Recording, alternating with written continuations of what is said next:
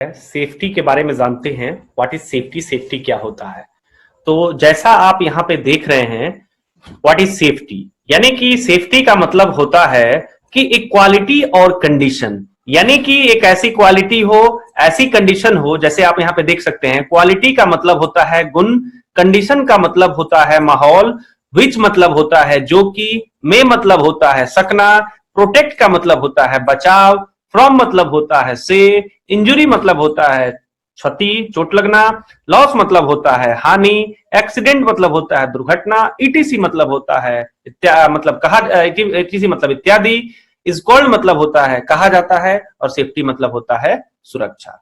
यानी कि एक ऐसी क्वालिटी हो, ऐसा गुण हो, ऐसा कंडीशन हो जो कि क्या करे, किसी प्रकार का आपको इंजुरी नहीं होने दे, किसी प्रकार का हानि नहीं होने दे, किसी प्रकार का दुर्घटना नहीं होने दे। इसी को जो है हम सेफ्टी कहते हैं।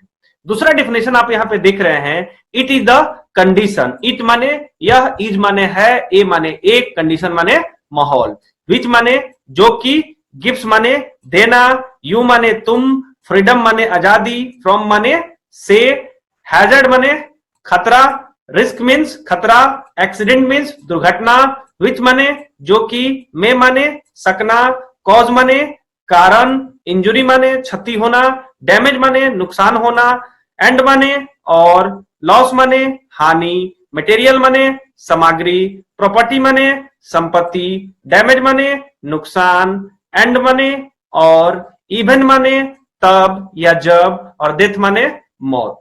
यानी कि इट इज ए कंडीशन, यानी कि सेफ्टी क्या है, एक कंडीशन है जो आपको क्या करता है, आजादी दिलाता है। किससे? तो हैजर्ड से, रिस्क से, एक्सीडेंट से, दुर्घटना से, विच में कॉज इंजुरी। चूंकि आपको पता है हैजर्ड्स होगा, रिस्क होगा, एक्सीडेंट होगा, तो इसका कारण आपका क्या होगा, इंजुरी हो सकता है, नुकसान पहुंच सकती है, मटेरियल सामग्री की नुकसान हो सकती है, प्रॉपर्टी की हानि हो सकती है, डैमेज हो सकता है, और इवन डेथ हो सकता है। यानी कि यहां पे आप जो देख रहे हैं कि सेफ्टी जो है में आप देख रहे हैं फ्रीडम। फ्रीडम का मतलब होता है साथियों आजादी। आजादी का मतलब होता है उन सभी चीजों से आजादी जहां से नुकसान पहुंचने की संभावना हो, उसे हम क्या कहेंगे, फ्रीडम कहेंगे। उन सभी चीजों से जो आजादी दिलाता है वो फ्रीडम हो गया। अब वही चीज आपका सेफ्टी होता है। जैसे आप मान लीजिए कि हाइट पे काम कर रहे हैं, ठीक है, तो हाइट पे काम कर रहे हैं तो आप पूरा सेफ्टी के साथ काम कर रहे हैं, पूरा सेफ्टी का जो भी पीपी है उसका यूज कर रहे हैं, आप किसी प्रकार का आप जो है कि वायलेशन नहीं कर रहे हैं, तो उस समय आपका जो फ्रीडम होगा वो बिल्कुल आपका दिमाग जो होगा फ्रीडम होगा, और आप सोचेंगे कि यहाँ पे हमें कुछ नहीं हो रहा होगा, क्योंकि यहाँ पे हम सभी सेफ्टी का जो नियम है उसका पालन कर रहे हैं, तो यहाँ पे हमें कुछ नहीं हो सकता है। तो सेफ्टी जो है आपकी जो इच्छा है, आपके अंदर की जो इच्छा है, उस इच्छा को जो है आपको मरने नहीं देता है, उस इच्छा बनाए रखता है, उससे आपको हैजर्ड से आजादी दिलाता है। यानी कि किसी भी प्रकार का दुर्घटना या नुकसान होने की संभावना नहीं होती है अगर आप सुरक्षा के साथ काम करते हैं। तो ये आपका जो है सेफ्टी का जो है बेसिक डेफिनेशन हुआ, ये उसका मतलब हुआ। उसके बाद जो है अगला जो मतलब कि जो सेफ्टी का जो डेफिनेशन है उसको भी आप लोग देखें, तो safety is defined as freedom from those condition. यानी कि सेफ्टी यहां पे डिफाइन किया गया है फ्रीडम फ्रॉम दोज कंडीशन, यानी कि उन सभी कंडीशन से आपको आजादी दिलाता है जिसका कारण होता है डेथ होने का, डैमेज होने का, या प्रॉपर्टी लॉस होने की अगर संभावना होती है, उन सभी चीजों से आपको आजादी दिलाता है, उसे हम क्या कहते हैं, सेफ्टी कहते हैं। तो सेफ्टी इज डिफाइंड, डिफाइन का मतलब होता है परिभाषित करना, एज ए फ्रीडम मतलब आजादी, दोज मतलब उन सभी कंडीशन मतलब माहौल से जिनका कहीं ना कहीं कारण होता है इंजुरी होने का, नुकसान पहुंचने का, है ना, डेथ होने का, मौत होने का, डैमेज होने का, प्रॉपर्टी मतलब संपत्ति, एनवायरमेंट मतलब पर्यावरण। यानी कि इन सभी चीजों से आपको जो आजादी दिलाता है, इन सभी चीजों से आपको बचाता है, उसे हम सेफ्टी कहते हैं। ठीक है, उसके बाद आप लोग यहाँ पे देख रहे हैं कि सेफ्टी जो है यहाँ पे सेफ्टी की जो शुरुआत हुई थी वो सेफ वर्ड से हुई थी, और जो सेफ वर्ड है वो सैफी वर्ड जो है वो फ्रेंच वर्ड है, फ्रेंच का वर्ड है, फ्रेंच एक लैंग्वेज है जिसका वर्ड है सैफू, उसी से जो है सैफू का मतलब होता है सेफ, और सेफ जो है बना है सेफ्टी से। यानी कि safety is the state of being safe, यानी कि सुरक्षित जो है आपका जो है सेफ जो है वो सैफू से लिया गया है, और सैफू जो है उसका मतलब जो होता है इंग्लिश में वो सैफ होता है। ठीक है, तो आई थिंक ये आपको समझ में आ गया होगा। इसके बाद जो है हम लोग आगे चलते हैं और आगे देखते हैं कि आगे जो है आगे क्या है। तो आगे आप देख रहे हैं यहाँ पे टाइप्स ऑफ सेफ्टी, यानी कि जो सेफ्टी होती है साथियों वो 3 प्रकार की होती है, सेल्फ सेफ्टी, टूल सेफ्टी और मशीन सेफ्टी।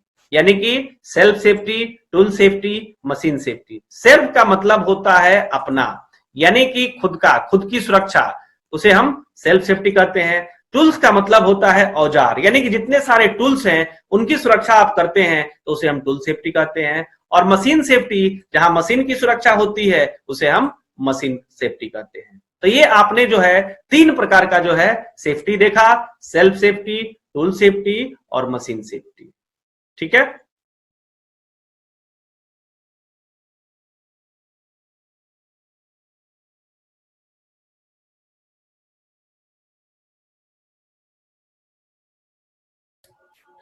आज हम लोग देखते हैं what is industrial safety management, यानी कि इंडस्ट्रियल सेफ्टी मैनेजमेंट जो है वो क्या है, इसके बारे में आज हम लोग जो है साथियों विस्तार से जानेंगे इंडस्ट्रियल सेफ्टी मैनेजमेंट क्या है।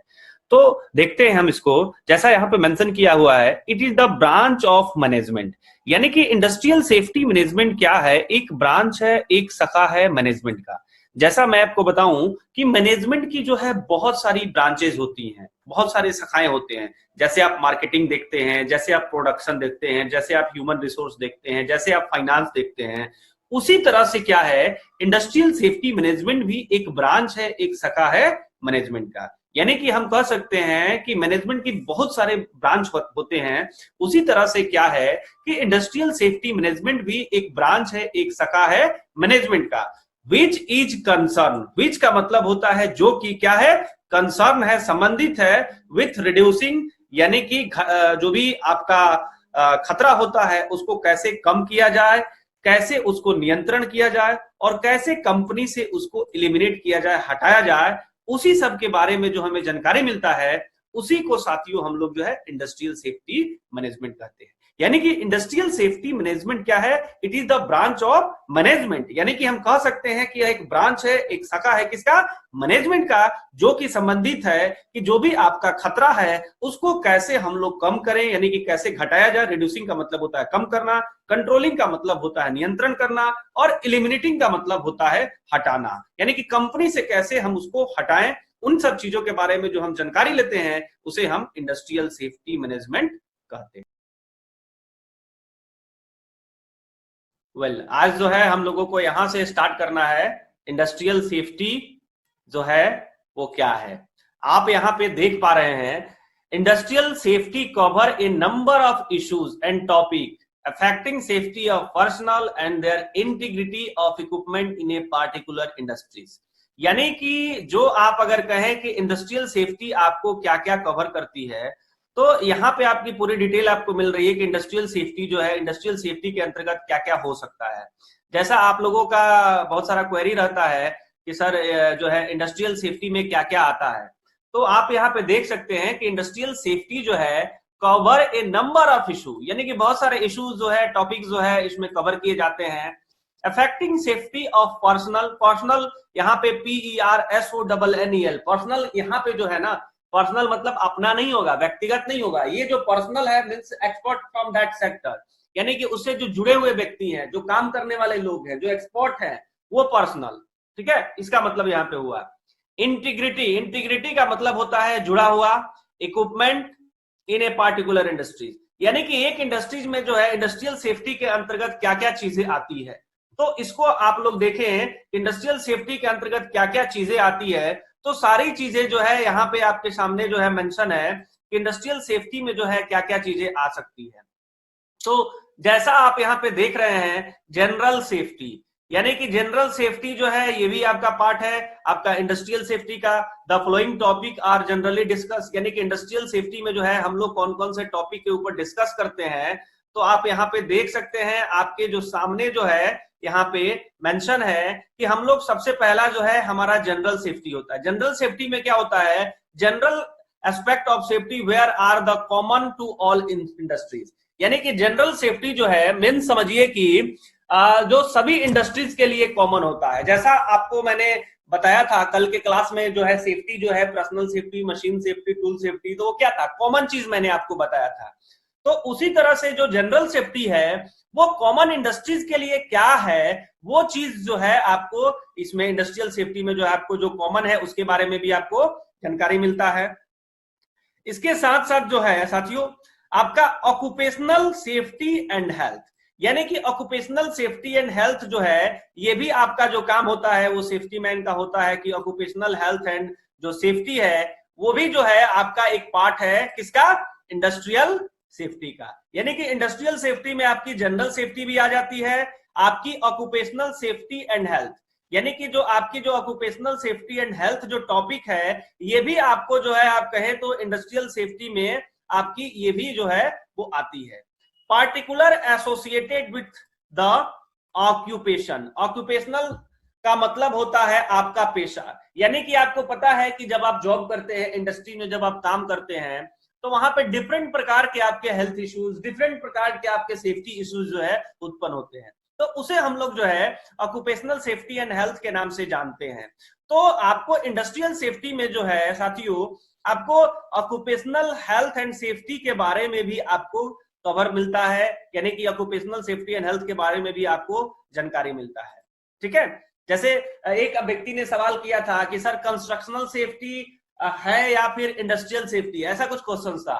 तो मैं आपको कहना चाहूंगा कंस्ट्रक्शन सेफ्टी अगर देखते हैं तो पार्टिकुलर सिर्फ और सिर्फ कंस्ट्रक्शन सेफ्टी से ही रिलेटेड होगा। अगर इंडस्ट्रियल सेफ्टी है तो इंडस्ट्रियल सेफ्टी के अंदर जो है कंस्ट्रक्शनल सेफ्टी आ जाता है, जो जनरल सेफ्टी होता है उसके अंतर्गत जो है सारी चीजें आ जाती है। ठीक है, और आपका जो इंडस्ट्रियल सेफ्टी में और भी बहुत सारी चीजें हैं और भी बहुत सारे टॉपिक्स हैं आप जो देख रहे हैं, ये सारा जो है इंडस्ट्रियल सेफ्टी का ही पार्ट है। तो कंस्ट्रक्शनल सेफ्टी उसके लिए अच्छा होता है जो पहले इंडस्ट्रियल सेफ्टी कर लेता है।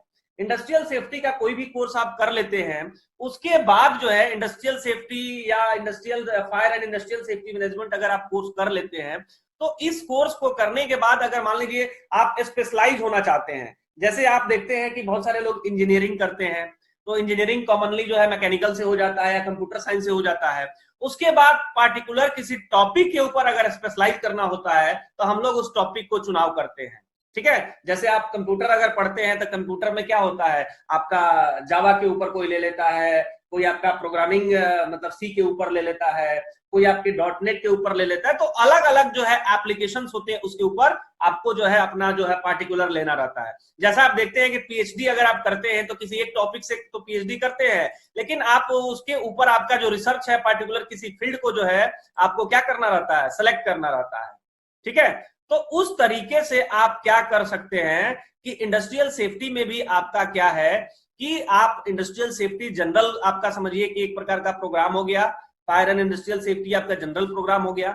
इसको करने के बाद से आप क्या कर सकते हैं कि अगर आपको स्पेशलाइज सिर्फ कंस्ट्रक्शन इंडस्ट्रीज में ही आपको रहना है सो दैट टाइम आप कंस्ट्रक्शनल का चुनाव करें। शुरुआत में आपको कंस्ट्रक्शन का चुनाव आपको नहीं करना है, शुरुआत में जो आपका जो बेसिक कोर्स है उसको आपको करना है, उसके बाद अगर आप स्पेशलाइज होना चाहते हैं तब आप जा सकते हैं कंस्ट्रक्शन सेफ्टी की ओर। ठीक है, तो ये ऑक्यूपेशनल सेफ्टी एंड हेल्थ जो है ये समझिए कि आपका इंडस्ट्रियल सेफ्टी के अंतर्गत आता है। इसके साथ साथ प्रोसेस एंड प्रोडक्शन सेफ्टी, यानी कि आप सुनते होंगे प्रोसेस इंडस्ट्रीज और प्रोडक्शन इंडस्ट्रीज। प्रोसेस इंडस्ट्रीज का मतलब होता है जहां पे जो है कोई भी सामान जो है हम लोग रॉ मटेरियल जो है तैयार करते हैं, मैन्युफैक्चरिंग करते हैं, वो सारी जो इंडस्ट्रीज होती है वो आपका प्रोसेस इंडस्ट्रीज हो जाती है। और प्रोडक्शन इंडस्ट्रीज का मतलब होता है जहां से सामान जो है का मतलब कि रॉ मटेरियल आया, रॉ मटेरियल आने के बाद से वो रॉ मटेरियल क्या होता है कि उस प्रोडक्शन इंडस्ट्रीज में आता है और प्रोडक्शन इंडस्ट्रीज में वो रॉ मटेरियल जो है पूरा प्रोडक्ट बनके और वहां उसके बाद यूज के लिए आगे बाहर निकलता है, तो वो आपका क्या होता है, प्रोडक्शन इंडस्ट्रीज होता है।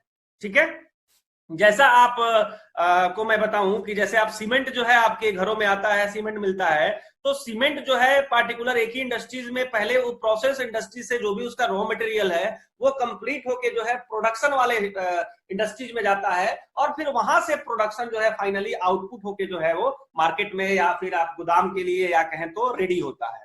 सो प्रोसेस इंडस्ट्रीज जो है आपका समझिए कि जो रॉ मटेरियल जो है उन सबको तैयार करती है। तो आप इंडस्ट्रियल सेफ्टी में जो है आपका प्रोसेस इंडस्ट्रीज के बारे में भी सेफ्टी क्या हो सकता है और प्रोडक्शन इंडस्ट्रीज का सेफ्टी क्या हो सकता है, इसके बारे में भी जो है आप लोगों को डिटेल जो है जानकारी मिलेगा। इसलिए आप लोगों को घर उड़ाना नहीं है, अभी ये शुरुआत है, इसमें बहुत सारी चीजें आप लोग को मिलेगी। प्रोसेस सेफ्टी क्या होता है, प्रोडक्शन सेफ्टी के बारे में, ये सारी चीजें जो है आप लोग को सीखने को मिलेगी। बस आप लोग को थोड़ा सा ध्यान रखना पड़ेगा। उसके साथ साथ आपको जो है इंडस्ट्रियल सेफ्टी, आपको जो है मटेरियल सेफ्टी के बारे में, यानी कि मटेरियल को लेके क्या सेफ्टी होनी चाहिए। डिफरेंट प्रकार के जो केमिकल्स जो होते हैं, मटेरियल्स जो होते हैं, वो आपके उसकी हैंडलिंग हम लोग करते हैं इंडस्ट्रीज में, तो उसमें क्या सेफ्टी चाहिए, तो वो भी आपको जो है मटेरियल सेफ्टी भी जो है आपको इंडस्ट्रियल सेफ्टी का पार्ट है, वो इसमें आएगा। इसके साथ साथ वर्कप्लेस सेफ्टी। वर्कप्लेस सेफ्टी का मतलब क्या होता है, वर्कप्लेस पे जब आप काम करते हैं तो डिफरेंट प्रकार की वहां पे सेफ्टी की जरूरत होती है। जैसे आपका जो कंस्ट्रक्शनल सेफ्टी है वो आपका वर्कप्लेस सेफ्टी के अंतर्गत आ जाएगा। आपका जो ऑयल एंड गैस की सेफ्टी है वो भी आपका वर्कप्लेस सेफ्टी के आ जाएगा। Safety issue directly related to the workplace setting, यानी कि वर्कप्लेस सेफ्टी का मतलब होता है कि वर्कप्लेस पे काम करने के समय, वर्कप्लेस पे किसी भी प्रकार की एक्टिविटी करते हैं, कोई काम करते हैं, या वहां पे जो भी अपना अरेंजमेंट करते हैं, उससे रिलेटेड अगर किसी भी प्रकार की अगर प्रॉब्लम इश्यूज अगर आती है तो वो जो है आपका वर्कप्लेस सेफ्टी के अंतर्गत आता है। तो वर्कप्लेस सेफ्टी में बहुत सारे प्रकार की आपकी सेफ्टी हो जाती है। जो भी आपकी मेंटेनेंस की एक्टिविटी होती है, जो भी आप कहें तो इंस्टॉलेशन की एक्टिविटी होती है, जो भी आप कहें तो welding, grinding, cutting, confined space, ये सब जो भी होता है ये आपका वर्कप्लेस सेफ्टी के अंतर्गत जो है ये सारे जो एस्पेक्ट जो है कवर करते हैं। तो आप कहें तो वर्कप्लेस सेफ्टी जो है ये भी एक बहुत बड़ा सब्जेक्ट है, बहुत बड़ी टॉपिक है। तो ये टॉपिक भी जो है इंडस्ट्रियल सेफ्टी के अंतर्गत आता है। उसके साथ साथ साथियों फायर सेफ्टी, आपको फायर सेफ्टी के बारे में भी जो है इंडस्ट्रियल सेफ्टी में आपको फायर सेफ्टी के बारे में भी आपको जानकारी मिलता है, ठीक है। इसके साथ साथ आपको electrical safety arising from the equipment use, यानी कि जो भी आप इलेक्ट्रिकल का इक्विपमेंट आप इंडस्ट्रीज में यूज होता है, आपको पता है कि जो भी आजकल के जो भी सामाने हैं, मतलब जो भी इक्विपमेंट्स है, वो सारा चीज इक्विपमेंट जो है वो किससे चलती है, तो इलेक्ट्रिसिटी से चलती है। यानी कि आजकल जो भी मैक्सिमम एक्टिविटी है कंपनी के अंदर वो पूरा जो है मशीन के ऊपर हो गया है, और वह मशीन या वो टूल्स कहें तो वो किससे संचालित होता है, तो इलेक्ट्रिसिटी से संचालित होता है, ठीक है। तो इलेक्ट्रिकल आप यूज करते हैं, इलेक्ट्रिक से संबंधित जो भी सामान को आप यूज करते हैं तो उसमें भी आपको बहुत सारी प्रॉब्लम होती है। तो इलेक्ट्रिकल सेफ्टी भी जो है आपको इंडस्ट्रियल सेफ्टी के अंतर्गत आपको मिलता है। इसके साथ साथ बिल्डिंग एंड स्ट्रक्चरल सेफ्टी, यानी कि बिल्डिंग की सेफ्टी क्या होनी चाहिए, जो भी आप स्ट्रक्चर या जो भी तैयार करते हैं, बनाते हैं, निर्माण करते हैं, वो सारा पॉइंट जो है इंडस्ट्रियल सेफ्टी के अंतर्गत आता है। इंक्लूडिंग जैसे आप देख सकते हैं इंस्टॉलेशन, किसी चीज को आप इंस्टॉल कर रहे हैं, चाहे वो मशीन हो, चाहे वो किसी प्रकार का कुछ भी हो जो आप इंस्टॉलेशन करते हो, as per existing building code, यानी कि जो बिल्डिंग कोड है, जो भी आपका बिल्डिंग कोड का मतलब होता है कि भारत में क्या है कि भारत सरकार ने एक कानून बनाया है जिसको हम लोग बिल्डिंग कोड जो है एक प्रकार का समझिए कि लॉ है, जिसके अंतर्गत किस प्रकार का जो बिल्डिंग जो है वो इंडिया में बनना चाहिए। अपार्ट फ्रॉम द इंडस्ट्रीज के लिए तो आपको फैक्ट्री एक्ट 1948 होता है जो कानून बनाया गया है, आगे आप लोगों को सब मिलेगा पढ़ने के लिए। लेकिन बिल्डिंग का आप निर्माण करते हैं तो आप उसके लिए जो है जो भी बिल्डिंग कोड है भारत सरकार का, जिसको नेशनल बिल्डिंग कोड के भी नाम से हम लोग जानते हैं, जो बनाया गया है, उसके थ्रू आपको जाना पड़ेगा, और उसके अंतर्गत जो भी आपकी सेफ्टी आपको बताई गई है वो सारी सेफ्टी का पालन करना पड़ेगा। कैसे बिल्डिंग का निर्माण करना है, सारी चीजें जो है उसमें आपको दिया हुआ है, तो आप उसके थ्रू आप जा सकते हैं, ठीक है। तो ये सारा पॉइंट जो है आपको इंडस्ट्रियल सेफ्टी में, ये भी चीज आपको बिल्डिंग एंड स्ट्रक्चरल सेफ्टी क्या होनी चाहिए, कैसी होनी चाहिए, ये चीज भी आपको इंडस्ट्रियल सेफ्टी में आपको मिलता है। इसके साथ साथ इन्वायरमेंटल सेफ्टी, सबसे बड़ी चीज है इन्वायरमेंटल सेफ्टी। आज के डेट में जो है मैक्सिमम जो इंडस्ट्रीज है उनका एक बहुत बड़ा कंसर्न हो गया है कि इन्वायरमेंटल सेफ्टी भी हमें चाहिए, यानी कि जो सेफ्टी वाला बंदा होना चाहिए उसको इन्वायरमेंटल सेफ्टी के बारे में भी ज्ञान होना चाहिए। तो आपका जो इंडस्ट्रियल सेफ्टी है इन सभी पहलुओं को जो है वो क्या करता है, कवर करता है, ठीक है। जैसे direct concern the direct and indirect environmental impact of the industries, यानी कि उस इंडस्ट्रीज का जो इंपैक्ट है, जो प्रभाव है, वो आपको पर्यावरण के ऊपर कैसे पड़ेगा, डायरेक्ट रूप से और इनडायरेक्ट रूप से। तो ये जो है इन्वायरमेंटल सेफ्टी जो है ये भी आप लोग को मिलेगा आगे देखने को, समझने को। तो ये आप समझिए कि आप कुल मिला जुला के ये हमारा बताने का सेंस ये था कि इंडस्ट्रियल सेफ्टी के अंतर्गत कौन कौन से फील्ड्स हैं, कौन कौन से चैप्टर्स हैं, कौन कौन से कंटेंट हैं जो आपको डिटेल में पढ़ने को आगे मिल सकता है, ठीक है।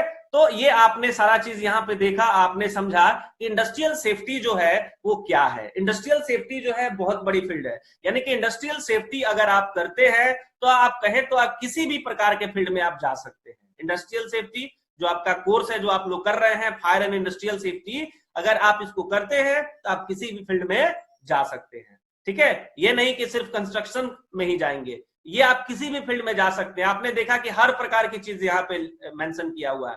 प्रोसेस इंडस्ट्री डिफरेंट प्रकार की होती है, प्रोडक्शन इंडस्ट्री डिफरेंट प्रकार की होती है, तो डिफरेंट प्रकार की इंडस्ट्रीज होती है। तो हर प्रकार के प्रोसेस इंडस्ट्रीज में, हर प्रकार के अपना जो भी प्रोडक्शन इंडस्ट्रीज है वहां भी आप जा सकते हैं। तो आई थिंक आप लोगों को यहाँ पे जो है क्लियर हो गया होगा कि इंडस्ट्रियल सेफ्टी के अंतर्गत वो कौन कौन से पॉइंट है जो हम लोगों को आगे जानने को मिलेगा। देखिए यहाँ पे आप जो देख रहे हैं, व्हाट इज इंडस्ट्रियल सेफ्टी, यानी कि इंडस्ट्रियल सेफ्टी क्या है। इंडस्ट्रियल सेफ्टी का मतलब होता है औद्योगिक सुरक्षा। इंडस्ट्रियल मतलब होता है औद्योगिक और सेफ्टी मतलब होता है सुरक्षा, यानी कि औद्योगिक सुरक्षा जो है वो क्या है। What is industrial safety. Industrial माने औद्योगिक और सेफ्टी माने सुरक्षा, यानी कि औद्योगिक सुरक्षा क्या है। तो आप यहाँ पे देखिए एनी का मतलब होता है कोई, मेथड का मतलब होता है तरीका, यानी कि कोई भी तरीका।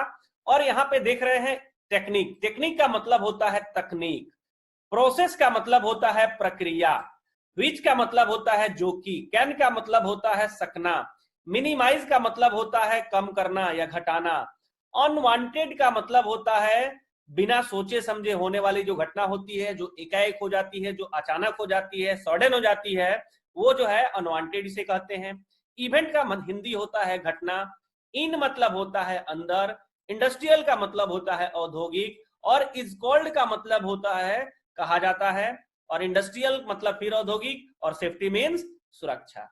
यानी कि अगर आप यहां पे देखें कि व्हाट इज इंडस्ट्रियल सेफ्टी, यानी कि इंडस्ट्रियल सेफ्टी क्या है, तो industrial safety means any method, technique और प्रोसेस, यानी कि कोई भी आप मेथड लगाएं, कोई भी तरीका आप लगाएं, किसी प्रकार की टेक्निक लगाएं, तकनीक लगाएं, या आप कोई प्रोसेस लगाएं या प्रक्रिया लगाएं, जो कि क्या करे, विच मतलब होता है जो कि, कैन मिनिमाइज अनवांटेड इवेंट्स, जो कि क्या करे कि अनवांटेड इवेंट्स को मिनिमाइज करे, घटाए, यानी कि कंपनी में जो भी अनवांटेड इवेंट्स होते हैं, जो अनचाहा जो भी घटनाएं होती है उसको कम करे, उसी को हम जो है इज कॉल्ड इंडस्ट्रियल सेफ्टी। तो उसे हम इंडस्ट्रियल सेफ्टी के नाम से जानते हैं। ठीक है, तो इंडस्ट्रियल सेफ्टी क्या है, आप यहां पे देखें तो एनी मेथड, टेक्निक और प्रोसेस, यानी कि कोई भी मेथड, कोई भी टेक्निक, कोई भी प्रोसेस जो कि क्या करे कि जो भी इंडस्ट्रीज में जो अनवांटेड इवेंट जो होने वाले हैं या होते हैं उसको क्या करे, कम करे,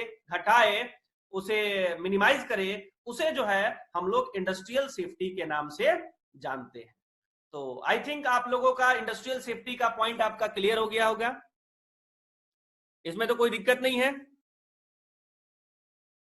इंटीग्रिटी मतलब जुड़ा हुआ, मिनिमाइज मतलब बिल्कुल, टीम हमारी बैठी हुई है, आपको जो भी है आपका डाउट्स है उसको क्लियर करेगी।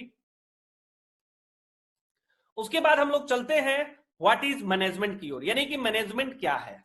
सो आप यहां पे देख सकते हैं कि मैनेजमेंट जो है, management is a process of planning, यानी कि मैनेजमेंट क्या है, एक प्रकार का प्रोसेस है, किसका, प्लानिंग का, जिसमें प्लानिंग होता है, योजना बनाने का, डिसीजन लेने का, डिसीजन मेकिंग, डिसीजन लेना, ऑर्गेनाइजिंग संगठन, लीडिंग मतलब होता है आगे उसको लीड करना, इसके साथ साथ मोटिवेशन भी इसमें रहता है साथियों, जो भी लोग उसमें काम करते हैं उनको मोटिवेशन भी करना है, and controlling the human resource, साथ ही साथ कंट्रोलिंग करना रहता है, किसको, तो ह्यूमन रिसोर्स को कंट्रोलिंग करना रहता है, फिनेंशियल रिसोर्स को कंट्रोलिंग करना रहता है, फिजिकल जो रिसोर्स है उसको कंट्रोल करना रहता है, एंड इंफॉर्मेशनल जो रिसोर्स है उसको भी कंट्रोल करना रहता है, ऑफ एन ऑर्गेनाइजेशन, एक संगठन का, to reach its goal in an efficient and effective manner, तभी जाके वो ऑर्गेनाइजेशन जो है उसका जो लक्ष्य है उस लक्ष्य तक जो है इफेक्टिव मैनर में, मतलब प्रभावशाली तरीके से उस लक्ष्य तक जो है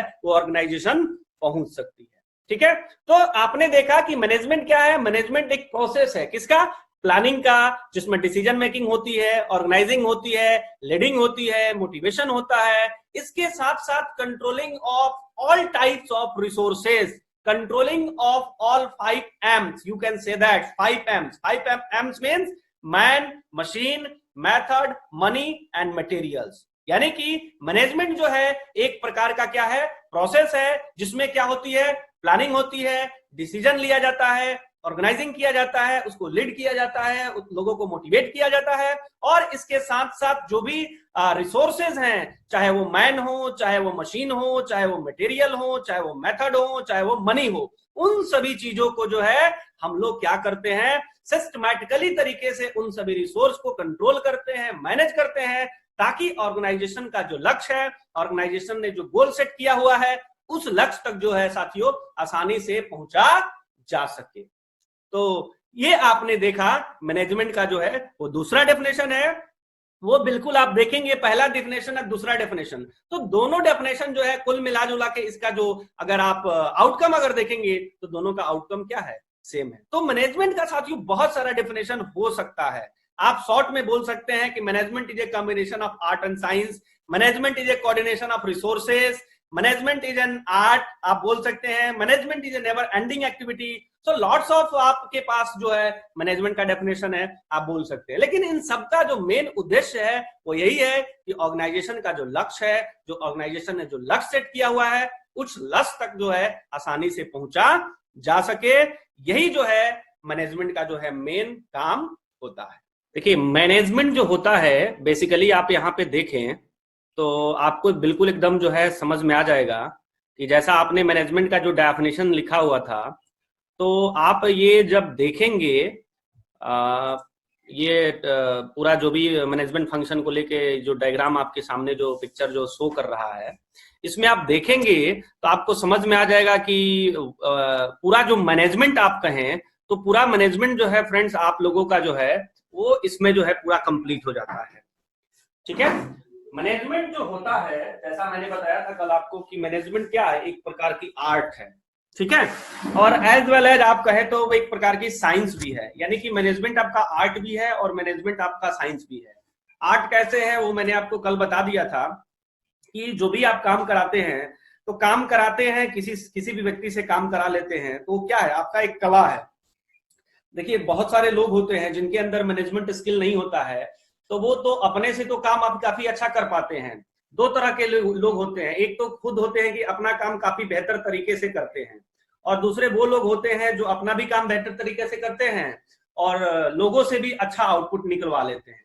तो उस व्यक्ति के अंदर जो क्या है ना कि मैनेजमेंट स्किल उस व्यक्ति के अंदर जो है काफी अच्छा है, काफी भरी हुई है, तभी वो बंदा जो है वैसे काम करा पाता है। तो मैनेजमेंट जो फंक्शन होते हैं जैसा आप यहाँ पे देख रहे हैं, मैनेजमेंट की जो शुरुआत होती है तो आप कहें कि इसकी स्टार्टिंग जो है आपकी प्लानिंग से होती है। ठीक है, यानी कि मैनेजमेंट जो है आपका सबसे पहला मैनेजमेंट का कोई अगर काम है तो वो है दैट इज प्लानिंग। यानी कि प्लानिंग क्या है, तो प्लानिंग समझिए कि प्लानिंग का मतलब होता है योजना। यानी कि कोई भी अगर काम आप करने जाते हैं, चाहे आप कंपनी में काम करें या अपने जीवन में काम करें या जिंदगी का आपका कोई भी लक्ष्य हो, सपोज करिए कि आप एक सेफ्टी ऑफिसर बनना चाहते हैं या फिर आपने इस कोर्स में अभी तक एडमिशन लिया, तो उसका मैनेजमेंट से क्या संबंध है मैं आपको समझाने का प्रयास करूंगा। देखिए जैसा आपने इसके पहले आपने सबसे पहले क्या किया होगा कि अपना एक गोल आपने सेट किया होगा, गोल सेट किया होगा कि हमें एक सेफ्टी ऑफिसर बनना है। तो सेफ्टी ऑफिसर बनना है तो उसमें आपका प्लानिंग जो है कितना जबरदस्त रोल आपका अदा किया होगा। आपने सबसे पहले क्या किया होगा, एक ड्रीम देखा होगा। ड्रीम का मतलब होता है सपना। सपना मीन्स जो हम लोग खुली आंखों से देखते हैं, ये नहीं कि सोए हुए हैं और कहीं पहुंच गए। सपना जो हम लोग खुली आंखों से देखते हैं कि जो है कि हम सेफ्टी इंजीनियर बन गए या किसी भी प्रकार का जो अचीवमेंट आप करते हैं वो सपना जो है आप देखते हैं। जब ड्रीम देखते हैं तो उसके बाद जैसे आपने सपना देखा होगा कि हमें जो है सेफ्टी ऑफिसर बनना है, तो उसके बाद आपके दिमाग में डेट आया होगा कि इस तारीख तक जो है हमें जो है सेफ्टी ऑफिसर बन जाना है। तो आपने ड्रीम देखा, ड्रीम के बाद आपने उसका डेट निर्धारित किया। जब ड्रीम और डेट निर्धारित हो जाएगा माय डियर, तो सिर्फ आपको सपने देखने से और क्या डेट रखने से क्या आप अपना जो लक्ष्य है उसको अचीव कर पाएंगे? तो डेफिनेटली है कि नहीं कर पाएंगे। तो उसके बाद आपको क्या करना पड़ेगा, उस सपने तक पहुंचने के लिए क्या करना होगा? तो उसके लिए आपको करनी पड़ेगी प्लानिंग, नॉट डायरेक्ट एक्शन। आपको सबसे पहले प्लानिंग करनी पड़ेगी। जैसा मैं आपको बताऊं कि आपने जो सपना देखा कि हमें सेफ्टी ऑफिसर बनना है, तो आपने सबसे पहले सपना देखा, फिर डेट लिया, उसके बाद आपने अपने दिमाग में प्लानिंग किया होगा कि अब हम कैसे जो है सेफ्टी ऑफिसर बने। तो उसके बाद आपने जब प्लानिंग करने बैठा होगा तो आपके दिमाग में आया होगा कि सबसे पहले ये कोर्स करना है। अब ये कोर्स करना है तो ये कोर्स जो है कौन से इंस्टीट्यूट से करना है, कहां से करना है, इसके ऊपर आप प्लानिंग किए होंगे, इसके ऊपर आप रिसर्च किए होंगे, इसके ऊपर बहुत जगह पे आपने पता लगाया होगा, इंक्वायरी किया होगा। उसके बाद जब ये काम आपका जो है प्लानिंग का था, ये पूरा किया होगा, उसके बाद जो है आपका दिमाग जो है ये कंप्लीट कर लिया कि हाँ हमें जो है इस संस्था में एडमिशन लेना है, ये भी आपकी प्लानिंग का पार्ट है। उसके बाद आपके दिमाग में एक और प्लानिंग आई होगी कि ये जो कोर्स करने का जो फीस है, जो इसका पैसा है, वो पैसा जो है हम कहां से दे पाएंगे, इसके लिए भी आपका दिमाग प्लानिंग किया होगा। मान लीजिए कि आपके पास पैसा नहीं रहा होगा, तो आपने आपका दिमाग प्लानिंग किया होगा कि कुछ इनसे ले लेंगे, कुछ उस रिलेटिव से ले लेंगे, कुछ फ्रेंड से ले लेंगे, जो भी आपने प्लानिंग किया होगा। या फिर आपके पिताजी के पास अगर होगा तो आपने बात किया होगा कि पिताजी से बात करेंगे, उनसे ले लेंगे, या फिर आपके अकाउंट में होगा तो आप कुछ वहां से निकाल लेंगे। तो इस तरह से दोस्तों आपने क्या किया होगा, प्लानिंग किया होगा। जब आपकी प्लानिंग कंप्लीट हो गई तो उसके बाद आपने क्या किया, एक्शन लिया। एक्शन इन द सेंस क्या लिया, आप डायरेक्ट इंस्टीट्यूट में आए और आपने क्या किया, एडमिशन ले लिया। तो इस तरीके से आपका जो गोल है वो आपने देखा कि गोल को कैसे आपने सबसे पहले ड्रीम बनाया,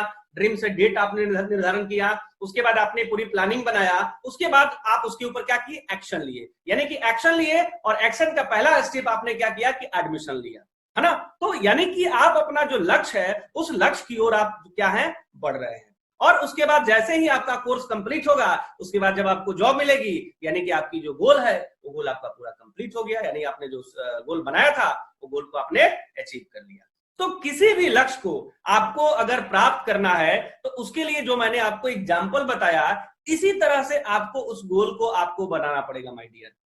बहुत सारे लोग क्या करते हैं, सिर्फ और सिर्फ ड्रीम देखते हैं, सपना देखते हैं, और वो सिर्फ सपना ही देखते रह जाते हैं। उनका हमेशा का सपना ही होता है, खुली आंखों से ही देखते हैं सपना, लेकिन वो हमेशा सपना ही देखते हैं।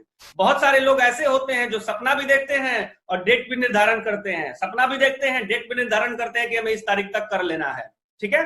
और बहुत सारे लोग होते हैं इसके आगे भी चलते हैं और वहां तक जाते हैं और वो प्लानिंग करते हैं, तो उनका नाम जो है मार्केट में क्या जाता है, ये प्लानिंग मास्टर है। उनको लोग कहता है कि ये सिर्फ प्लानिंग मास्टर है, इसके पास सिर्फ प्लाने रहता है।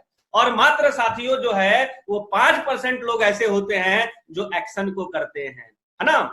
अगर आप प्लानिंग करते हैं, प्लानिंग अगर है, अगर उसमें शामिल नहीं है execution, implementation, planning without implementation अगर है तो समझिए कि वो बिल्कुल बेकार है, उसका कोई रोल नहीं है, वो आपका गोल का गोल ही रह जाएगा, कभी वो लक्ष्य में तब्दील नहीं होगा। तो 5% लोग ऐसे होते हैं जो उसके ऊपर एक्शन लेते हैं। अगर आप एक्शन लेंगे तो एक्शन के बाद होता है रिएक्शन, और जब रिएक्शन होगा तभी जाके किसी भी चीज की शुरुआत होती है साथियों। जैसा आपने फायर पढ़ा होगा कि फायर की जो स्टार्टअप होता है वो 3 चीजों जब मिलता है, तो 3 चीज जब मिलता है और वो प्रचुर मात्रा में मिलता है, उसकी एक मात्रा निर्धारित की गई है, उस मात्रा में मिलेगा तभी जाके वो फायर होगा।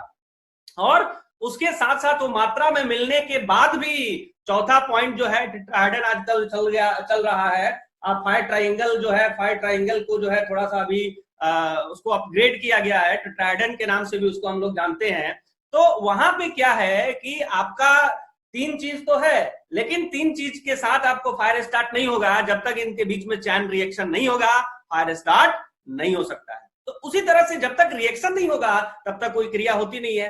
तो सेम है, जब तक आप एक्शन नहीं लेंगे तब तक कुछ नहीं पता चलेगा आपको कि आप सही जा रहे हैं, गड़बड़ जा रहे हैं, कैसे पता चलेगा। जैसे मान लीजिए कि बल्ब के जो आविष्कारक थे, उन्होंने बल्ब का जब बनाने का प्रयास किया था तो बहुत सारे प्लानिंग बनाया था, बहुत सारा डेट बनाया था, बहुत सारे एक्शन लिए थे, उसमें बहुत सारे एक्शन जो है अनसक्सेसफुल रहे, तभी जाके वो एक सक्सेसफुल मिशन की ओर पहुंचे। तो कहने का मतलब है कि आपको जीवन में, जिंदगी में ना करने से अच्छा है कि कुछ कीजिए। आप कोई भी काम करते हैं तो या तो आप उसमें कर लेंगे, पास हो जाएंगे, और नहीं पास होंगे तो उससे तजुर्बा तो मिलेगा, एक्सपीरियंस तो मिलेगा, सीखने को तो मिलेगा, और वह तजुर्बा जो है जीवन में आपके लिए बहुत ही अच्छा जो है काम आएगा। तो तजुर्बा लेना बहुत ही जरूरी है। और जब तक आप तजुर्बा तभी आपको मिलता है जब तक आप इंप्लीमेंटेशन नहीं करेंगे, जब तक किसी चीजों को आप करेंगे नहीं तो उसका पता नहीं चल पाता, क्योंकि पेपर पे हर चीज जो है पेपर पे नहीं संभव है है ना। जब तक वो एक्चुअल फील्ड में नहीं आता है उसको आप समझ नहीं सकते हैं कि वो कैसा है। तो इन द सेम वे जो मैनेजमेंट फंक्शन होता है साथियों, that is the part of our life. आप स्टूडेंट्स हैं तो आपका जो है आप अपना मैनेजमेंट कर सकते हैं। आप अगर टीचर हैं तो आप अपना मैनेजमेंट कर सकते हैं। आप अगर एम्प्लॉई हैं तो आप अपना मैनेजमेंट कर सकते हैं। हर स्टेप पे अगर जिंदगी में आपको आगे जाना है, इवन आपको अपना खाना का भी, अपना शेड्यूल का भी, अपना दिन भर का जो दैनिक कार्यक्रम है उसको भी आप मैनेज करते हैं, उसको भी आप मैनेजमेंट करते हैं कि हमें इतना बजे ये करना है, इतना बजे ये करना है। तो एवरीथिंग जो है इसी के ऊपर डिपेंड है। और किसी भी फैमिली का, किसी भी घर का, किसी भी व्यक्ति का, किसी भी संस्था का, किसी भी कंपनी का, किसी भी मिनिस्टर का, अगर उसका मैनेजमेंट स्किल अगर उसके पास है तो वो कुछ भी कर सकता है। और इसका मैं आपको एग्जांपल बताता हूं। सबसे बढ़िया एग्जांपल जो है इसका आपने देखा होगा, सुना होगा, बहुत सारे एग्जांपल आपको मार्केट में मिलेंगे। मैं आपको एग्जांपल देता हूं माइक्रोसॉफ्ट कंपनी के जो ऑनर हैं, उसके जो फाउंडर हैं बिल गेट्स। बिल गेट्स के बारे में तो आप सभी लोग जानते हैं। जो बिल गेट्स साहब हैं उनके अंदर क्या है, उनके अंदर सबसे बड़ी चीज है कि उनका जो मैनेजमेंट जो स्किल है वो बहुत ही जबरदस्त है।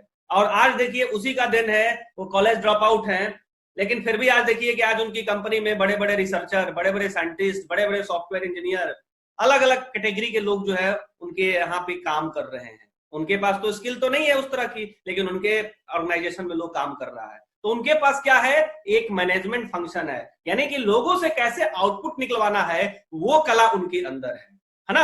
और ये कला जिसके अंदर हो जाती है, समझिए कि वो काफी आगे जाता है और उसकी जो भी काम होता है वो समझिए कि बहुत ही बेहतर होता है। जैसा आपने देखा होगा आपके घर का एग्जांपल मैं लेता हूं। आपके घर के जो head of the family member है, अगर उनकी मैनेजमेंट स्किल काफी अच्छी है तो देखिए परिवार जो है काफी अच्छा चलता है। अगर मैनेजमेंट स्किल उनका ढीला पड़ गया, गड़बड़ हो जाता है, तो वही परिवार में जो है कॉन्फ्लिक्शन शुरू हो जाता है। तो कहीं ना कहीं जो है मैनेजमेंट जो है हमारे जीवन में एक बहुत बड़ा रोल अदा करता है। तो मैनेजमेंट फंक्शन जो है इसकी शुरुआत होती है साथियों प्लानिंग से।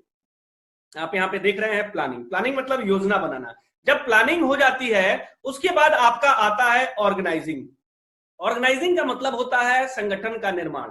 यानी कि कंपनी ने क्या किया, एक प्लान बनाया कि अगले साल मार्केट में कुछ नया प्रोडक्ट जो है लॉन्च करना है, तो लॉन्च करना है, उसकी प्लानिंग हो गई। तो प्लानिंग के बाद उसको करने के लिए तो चाहिए ना, तो एक संगठन बनाता है। ऑर्गेनाइजिंग का मतलब होता है कि लोगों का एक समूह होता है जिसमें सभी लोग, बहुत सारे लोग होते हैं, अलग अलग प्रकार के स्किल के लोग उसमें होते हैं, और उनका जो मोटो होता है, उनका जो उद्देश्य होता है वो सिर्फ और सिर्फ यही होता है कि कंपनी का जो लक्ष्य है उस लक्ष्य को फुलफिल कराना। तो ऑर्गेनाइजिंग का मतलब होता है संगठन निर्माण हो गया।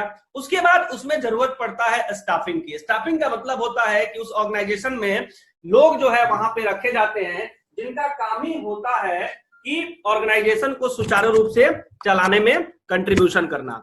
तो जब उनकी ऑर्गेनाइजिंग जब हो जाती है तो स्टाफिंग उसमें हो गई। जब स्टाफिंग हो जाती है उसके बाद जो है दिशा निर्देश देने के लिए, क्योंकि ऑर्गेनाइजिंग में आपको पता है कि डिफरेंट कैटेगरी के लोग उसमें होते हैं, और जब तक उनको दिशा निर्देश नहीं मिलेगा, एक डायरेक्टर अगर वहां पे नहीं होगा तो काम जो है सुचारू रूप से नहीं होगा, आपस में कॉन्फ्लिक्शन हो जाएगा। तो उसमें एक हम लोग डायरेक्टिंग करने वाले कुछ लोगों को उसमें रख देते हैं, जो लोग डायरेक्टिंग करते रहते हैं, बताते रहते हैं कि कैसे काम को करना है। तो ये डायरेक्टिंग हो गया। उसके बाद डायरेक्टिंग के बाद आता है कंट्रोलिंग। जब डायरेक्टिंग होता है उसके बाद मैनेजमेंट जो होता है, मैनेजमेंट से कोई व्यक्ति उसको पूरा ओवरऑल जो है देखते रहता है, कंट्रोल करते रहता है, देखते रहता है कहां कहां अच्छा जा रहा है, कहां कहां कमी जा रहा है। तो कंट्रोलिंग होता है, तभी जाके आपका जो मैनेजमेंट फंक्शन है वो फुलफिल होता है। अगर कंट्रोलिंग ना हो साथियों, कंट्रोलिंग अगर छोड़ दिया जाए, कंट्रोलिंग अगर ना हो, बिना कंट्रोलिंग के ऐसे ही अगर छोड़ दिया जाए, तो उस केस में आपका क्या होगा कि जो भी आपका जो प्लानिंग हुआ है, जो भी लक्ष्य सेट हुआ है ऑर्गेनाइजेशन का, वह लक्ष्य जो है वो फुलफिल नहीं होगा। वो जो लक्ष्य होगा वो गोल जो है वो गोल ही रहेगा, वो कभी लक्ष्य में कन्वर्ट नहीं होगा। So that is the part of the management function. ये जो प्लानिंग है, ऑर्गेनाइजिंग है, स्टाफिंग है, डायरेक्टिंग है, कंट्रोलिंग है, यही आपका जो है मैनेजमेंट का मेन पिलर है, और इसे आप मैनेजमेंट फंक्शन भी कह सकते हैं। तो आई होप कि आप लोगों को जो भी चीजें मैंने बताया वो चीजें आप लोगों को जो है समझ में आया होगा। इसके साथ साथ साथियों आप यहाँ पे देख सकते हैं, आप कह सकते हैं मैनेजमेंट को अगर शॉर्ट में डिफाइन करना हो तो आप बोल सकते हैं कि management is a combination of art and science. यानी कि मैनेजमेंट जो है वो दोनों से जुड़ा हुआ है, आर्ट भी है और साइंस भी है, मैंने आपको पिछले वीडियो में मैं बता चुका हूं साइंस कैसे और आर्ट कैसे है। तो आप कह सकते हैं व्हाट इज मैनेजमेंट, कोई पूछता है तो management is a combination of art and science आप बोल सकते हैं। इसके साथ साथ management is a coordination of resources. साथियों मैनेजमेंट जो है कोऑर्डिनेशन है किसका, तो रिसोर्सेज का। रिसोर्सेज का मतलब होता है जो भी रिसोर्स आप यहाँ पे देख रहे हैं, जैसे आपका मैन है, वुमेन है, मनी है, तो इन सभी के बीच में जो कोऑर्डिनेशन स्थापित करना होता है तो उसे आप कह सकते हैं कि मैनेजमेंट जो है एक आपका क्या है, कोऑर्डिनेशन है किसका, तो रिसोर्सेज का। रिसोर्स में कैसे कोऑर्डिनेशन बनाना है वो आप उसको मैनेजमेंट कह सकते हैं। इसके साथ साथ साथियों जो मैनेजमेंट है is never ending activity. Management समझिए कि मैनेजमेंट का काम ऐसा है, ये नेवर एंडिंग एक्टिविटी है, ये कभी खत्म होने वाला नहीं है। आप सिंपल जब से आप पैदा हुए हैं जब तक आप जिंदा रहेंगे आपको जिंदगी के हर स्टेप में आपको जो है मैनेजमेंट करना पड़ता है। आपके घर में जो शादियां होती है वहां भी मैनेजमेंट होता है। आप देखते हैं बहुत सारी शादियां होती है, ऐसे होती है कि वहां पे सारा चीज जो है सिस्टमैटिक तरीके से, जो भी आपका सामान होता है या जो भी यूज वाला चीज होता है सारा चीज सिस्टमैटिकली तरीके से हो जाता है, घटता नहीं है, इवन बच जाता है और बर्बाद भी ज्यादा नहीं होता है। और वही मैनेजमेंट ऐसा होता है कि सामान भी ज्यादा रहता है और मैनेजमेंट सही से नहीं होता है तो पता चलता है वो खट जाता है, कम हो जाता है। तो मैनेजमेंट जो है साथियों वो बहुत ही बड़ी इंपॉर्टेंट फैक्टर्स है। आप अपने फैमिली को ले लीजिए, फैमिली को देख लीजिए, आपके फैमिली के जो head of the family member हैं अगर उनकी स्किल अच्छी है, अगर मैनेजमेंट अच्छा करते हैं तो देखिए वो परिवार जो होता है वो काफी आगे बढ़ता है। लेकिन वही अगर उनकी मैनेजमेंट अगर सही नहीं हो, मैनेजमेंट अगर गड़बड़ हो तो उस कंडीशन में परिवार का जो डेवलपमेंट होता है, जो ग्रोथ होता है वो काफी कम हो जाता है। तो मैनेजमेंट जो है अपने आप में एक बहुत बड़ी सब्जेक्ट है, बहुत बड़ी चीज है। तो यहाँ पे हम लोग देखने की कोशिश करते हैं मैनेजमेंट का जो है फिजिकल रिसोर्स जो होता है वो कैसे होता है। आप यहाँ पे देख सकते हैं physical resource by the management. एक डायग्राम से आपको समझाने की कोशिश किया जाता है। जो मैनेजमेंट की जो रिसोर्सेज है वो आपका क्या है साथियों, जैसे आप देखेंगे what is the 5M of management. अगर कोई पूछता है what is the 5M of management तो मैनेजमेंट के 5 जो M है वो कौन कौन से हैं, तो आप यहाँ पे कह सकते हैं 5M जो है, पहला M जो हुआ मैन एंड वुमेन हुआ, इसके साथ साथ मनी हुआ, मशीन हुआ, मटेरियल हुआ और मेथड हो गया। ये आपका क्या है 5M है मैनेजमेंट का, that is called resources of management. अब यहाँ पे क्या होता है मैनेजरियल फंक्शन आप यहाँ पे देख रहे हैं। अब यहाँ पे मैनेजरियल फंक्शन जो है आपका काम करता है, यानी कि जो भी ये रिसोर्स है वो सारे रिसोर्स को सही तरीके से चलाने के लिए पूरा मैनेजरियल फंक्शन आपका काम करता है। आपने ऑलरेडी मैनेजमेंट का डेफिनेशन में देखा होगा, प्लानिंग देखा होगा, ऑर्गेनाइजिंग देखा, आपने स्टाफिंग देखा, आपने डायरेक्शन देखा, आपने कंट्रोल देखा। तो ये क्या है मैनेजमेंट जो है साथियों, ये फंक्शन हो गया। तो जो भी रिसोर्सेज है उन सभी रिसोर्सेज को जो भी संचालन करने का काम होता है वो पूरा मैनेजरियल फंक्शन के अंतर्गत ये होता है। जो भी मैनेजमेंट वाले लोग होते हैं वो सभी रिसोर्स का यूटिलाइज करते हैं। और आप यहाँ पे देख रहे हैं ये सभी जो भी मैनेजरियल फंक्शन है इनकी जो इनका जो समझिए कि ऑब्जेक्टिव है, इनका जो आउटपुट है वो यही है optimum utilization of goods and services. यानी कि इनकी जो ऑब्जेक्टिव है वो यही है कि जो भी आपका गुड्स एंड सर्विसेज है उसका जो है ऑप्टिमम जो है यूटिलाइजेशन किया जा सके, यानी कि ज्यादा से ज्यादा उनका जो है यूटिलाइजेशन किया जा सके। और मैनेजमेंट में ये भी कहा जाता है मिनिमम रिसोर्सेज मैक्सिमम यूटिलाइजेशन, यानी कि कम रिसोर्स भी हो आपके पास तो आपको कोशिश करना है ज्यादा से ज्यादा उसका यूटिलाइजेशन किया जाए। ठीक है, तो ये फिजिकल रिसोर्स जो है मैनेजमेंट का वो यही होता है। जो भी रिसोर्सेज है उसके बाद मैनेजरियल फंक्शन काम करता है और इनकी जो ऑब्जेक्टिव होती है वो यही होती है कि उनको सही तरीके से, बेहतर तरीके से इनकी जो भी रिसोर्स है उनको मैनेजरियल फंक्शन के हेल्प से सही तरीके से उसको यूटिलाइज किया जा सके साथियों। तो ये चीजें जो है आप लोगों को जो है आई थिंक जो है समझ में आ गई होगी। इसके बाद जो है अगला जो पॉइंट है वो भी बहुत इंटरेस्टिंग है, उसको भी हम लोग देखने की कोशिश करते हैं, क्योंकि ये भी जो है हमारा मैनेजमेंट से आप देख सकते हैं यहाँ पे प्रोसेस ऑफ मैनेजमेंट। यानी कि मैनेजमेंट का जो है साथियों आपका प्रोसेस क्या है, आप यहाँ पे देख सकते हैं मैनेजमेंट जो है उसका प्रोसेस क्या है। तो आप यहाँ पे देखें कि आपका जो भी आपका इनपुट है, यानी कि इनपुट हम लोग जो भी रिसोर्स है, रिसोर्स को हम कह सकते हैं इनपुट। तो यहाँ पे मैन एंड वुमेन है, ठीक है, मशीनरी है, मटेरियल्स है, मनी है और ये हमारा रिसोर्स है। तो ये इनपुट हो गया, बेसिक रिसोर्स ये हमारा क्या हो गया, इनपुट हो गया। इसके साथ साथ आप यहाँ पे देख सकते हैं, ये जो पूरा डायग्राम है साथियों, वो है प्रोसेस ऑफ मैनेजमेंट, यानी कि मैनेजमेंट का जो प्रोसेस है वो कैसा है। तो यहाँ पे आप देख रहे हैं कि जो भी आपका रिसोर्स होता है, ये रिसोर्स को जैसे आपने पिछले वीडियो में देखा है कि जो भी आपका रिसोर्स है वो पूरा रिसोर्स जो है प्लानिंग, ऑर्गेनाइजिंग, डायरेक्टिंग और कंट्रोलिंग के थ्रू, यानी कि जो भी आपका मैनेजमेंट फंक्शन है वो मैनेजमेंट फंक्शन जो है पूरे रिसोर्स का जो भी इस्तेमाल है वो करता है। उसके बाद आप यहाँ पे देखें तो लास्ट में इनका जो गोल्स है, एंड रिजल्ट्स, आउटपुट जो होता है कुल मिला जुला के वो यही है कि ऑब्जेक्टिव अचीव हुआ या नहीं हुआ। यानी कि जो भी हमने प्लानिंग किया, जो भी हमने ऑर्गेनाइजिंग किया, जो भी डायरेक्टिंग का काम हमने किया, जो भी कंट्रोलिंग का काम किया, ये जो भी प्रोसेस हमने यहाँ पे बनाया, जो भी प्रोसेस हमने किया, अल्टीमेटली उससे हमारा जो लक्ष्य है, वो आउटपुट है, वो मिला कि नहीं मिला। तो आउटपुट स्टेटेड ऑब्जेक्टिव, यानी कि आउटपुट जो है कुल मिला जुला के वो मिला कि नहीं मिला, उस चीज जो है यहाँ पे आपको देखने को मिल रहा है। तो ये जो आपका पूरा जो आपने जो पूरा ये डायग्राम जो आपको दिखाई दे रहा है, ये पूरा डायग्राम जो है साथियों वो प्रोसेस ऑफ मैनेजमेंट, यानी कि मैनेजमेंट का प्रोसेस कैसे होता है। अगर संक्षेप में आपको देखना हो तो आप अगर ये डायग्राम को अगर देखें, अगर ये जो भी मैप है अगर इसको देखते हैं तो आपको जो है पूरा जो है प्रोसेस जो है मैनेजमेंट का समझ में आ जाता है कि मैनेजमेंट आखिर काम कैसे करता है। तो सबसे पहले अगेन मैं आपको बताना चाहूंगा कि इनपुट होता है, उसके बाद आउटपुट होता है। सिंपल समझिए, अगर आपका मोबाइल है, अगर मोबाइल के कीपैड पे अगर आप एम नहीं दबाएंगे तो आउटपुट एम तो मिलेगा नहीं। तो सबसे पहले किसी भी चीज में हमें इनपुट करना पड़ता है। अगर इनपुट अच्छा से करेंगे तो आउटपुट भी डेफिनेटली है कि अच्छा होगा, लेकिन अब अगर हम इनपुट ही नहीं करेंगे तो आउटपुट की तो उम्मीद ही नहीं कर सकते हैं। तो शुरुआत सबसे पहले इनपुट से होता है। तो इनपुट में जो भी हमारे 5 एम्स हैं उसकी इनपुट हम लोग करते हैं। उसके बाद जैसे इनपुट हम करते हैं उसके बाद जो हमारा जो मैनेजरियल फंक्शन है उसका काम शुरू हो जाता है, जिसमें आपकी प्लानिंग होती है,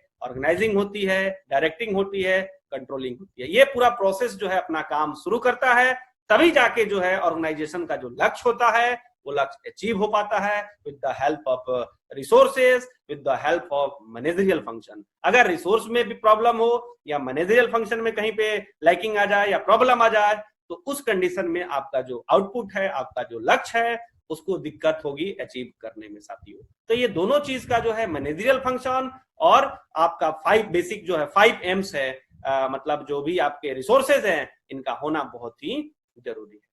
तो आई थिंक जो है आपको जो है समझ में आ गया हो।